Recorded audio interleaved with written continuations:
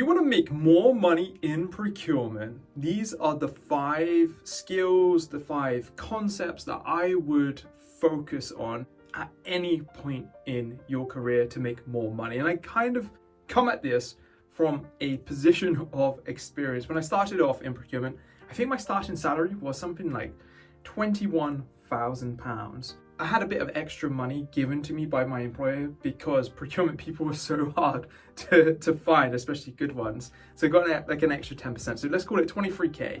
And I left that role, went on and did another role that paid me 37K. So I got a nice jump, sort of 14-ish K increase.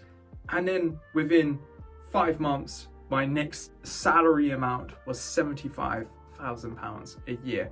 And I did that with less than 2 years of experience in procurement by following the advice that I'm giving you now. So I know it works. The Chartered Institute of Procurement and Supply, CIPS, they've said that the average amount that a procurement professional earns is £53,000. And I actually think that's kind of low because the stuff that procurement does is incredible. You can save tons of money for your business, create loads of value in really good relationships, resilient supply chains, making sure that your business gets what it needs on time and all of that good stuff. But 53K just doesn't sound like enough. And it actually shows that there's quite a big gulf from that average amount to the most senior people, which earn sort of between 77 and 170,000 pounds. So there is a big potential to make good money in procurement. And the first piece of advice I'm going to give you is you really need to learn the basics, the fundamentals. You need to know just about everything there is in procurement at a good level. So you need to learn the entire procurement lifecycle, even if you're just involved in certain phases. If you're involved in just the market intelligence piece, so when you're trying to find the right suppliers to bring into your sourcing exercise, you should also understand the sourcing process. You should also understand the negotiation and contract management process. And you should be able to talk to anyone about these things, these parts of procurement, without using a load of jargon just to kind of hide behind your lack of knowledge. You should be able to comfortably talk about these things with anyone you interact with and show how each part of the process kind of ladders up, works together to give really good outcomes for your business. If you don't know the entire life cycle of procurement, you're never going to get up to the higher levels of pay, because typically what happens at those higher levels of pay, you're expected to know the fundamentals. You need to know the basics. And too many people try and become experts in one little niche area without understanding the basics. For me, my approach from the start was to learn procurement, to learn contract management, and to learn supply chain. And I thought if I can put all 3 of these together and understand pretty much everything there is to know at a fundamental level, that my CV is largely unbeatable by anyone else out there. And it's worked for me throughout my entire career so far. I've always got really good jobs, really good gigs, good consultancy work, good sponsorships. So I know this works. Learn the fundamentals. Tip number 2 is effective decision making. Being able to make really good decisions most of the time, and I say most of the time because I think it's virtually impossible to make a good decision about everything. Sometimes you actually just need to be able to make a decision. I've seen and worked with too many procurement professionals that can't decide anything to save their lives. And all that happens is you end up in this continuous loop of not making decisions, upsetting your internal stakeholders, your colleagues who need to use your services in procurement, and then you really don't end up delivering on their requirement because you're constantly stuck in inertia. You can't move. And seemingly, the lower ranks of procurement, typically where the pay is a bit lower, seems to be full of people that really struggle with decision making. So I would say if you just want to have an immediate impact, get really good at making decisions. And the way you do that is start practicing. When you start making decisions, even the very small decisions every day, people will start to notice within your business. Whether it's people in procurement, people outside of procurement, they know that you won't block projects, but you will move projects forwards. There's a really good saying by Naval Ravikant. He's a genius guy, angel investor, super smart, and I've left in the description a book that I recommend everyone in procurement reads. It's not about procurement, it's fundamentally about knowledge, decision making, and how to be the best person possible. That is based on Naval's work. And he says that someone who makes decisions, good decisions, 80% of the time will get vastly better compensation than someone that makes decisions 70% of the time that are good, right? That 10% difference is massively valuable to organizations. And I would say that people down in the lower ranks of procurement that aren't earning, say, that average amount, maybe anywhere between 30 and 50,000 pounds, probably aren't making enough good decisions, or aren't putting their hand up in meetings, in projects, to suggest ideas that will get the project moving forward. So definitely get better at decision making. Tip number 3 is you need to make everything simple in procurement. And I kind of touched on this with regards to the fundamentals. Often people hide behind complexity.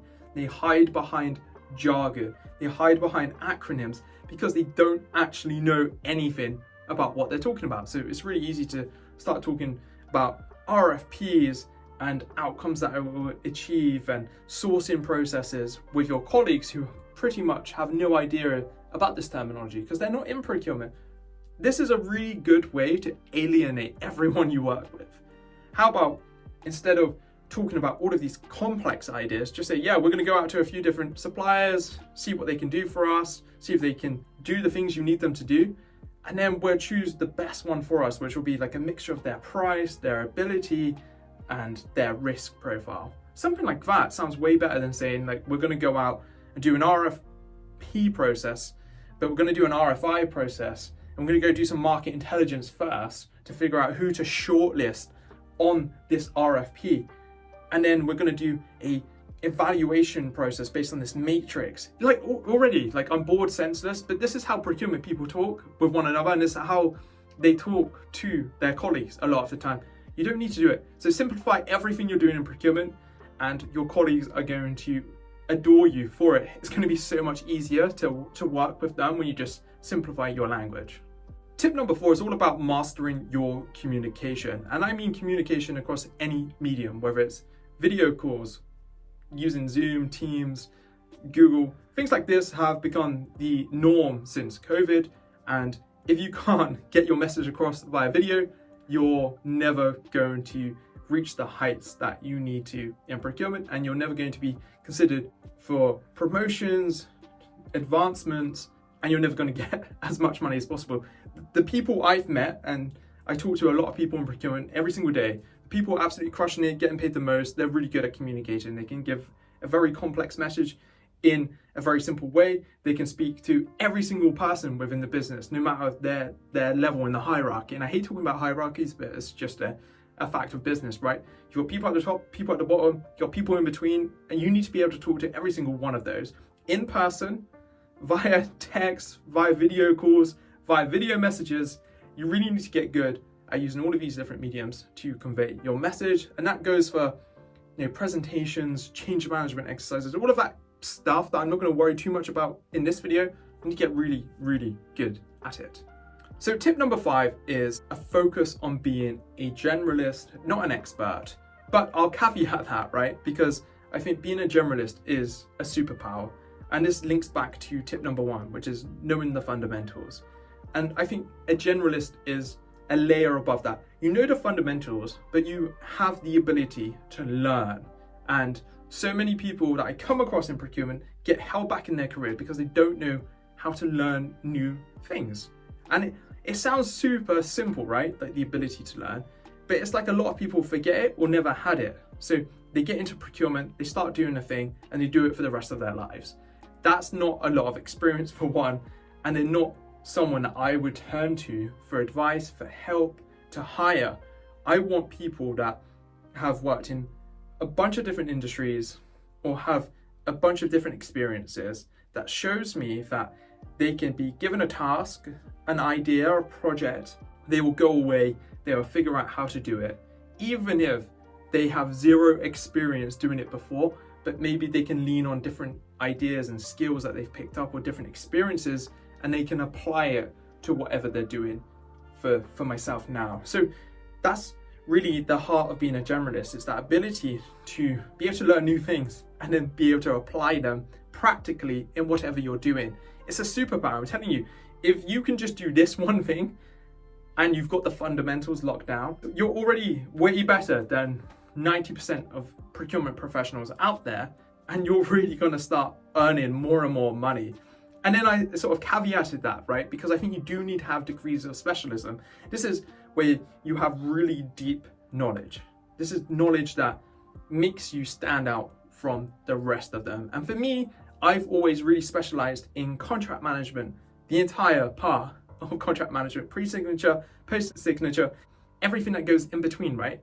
I know that inside out. And I'm pretty good on all the procurement stuff.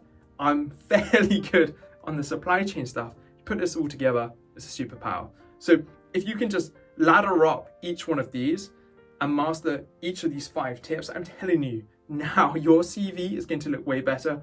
You're going to have better conversations with people in your business. You're going to get better jobs, better roles, promotions, and more importantly, more money. Before you go today, I've actually made this entire video, which is about procurement for beginners. And we spoke today about learning the fundamentals of procurement. I would go and give that video a watch. Make sure you are an expert, or you just know those features of that video inside out. It's largely the steps that procurement needs to take every single day in your working life. So if you know those, great, check it out, and I'll see you on the next one. Goodbye.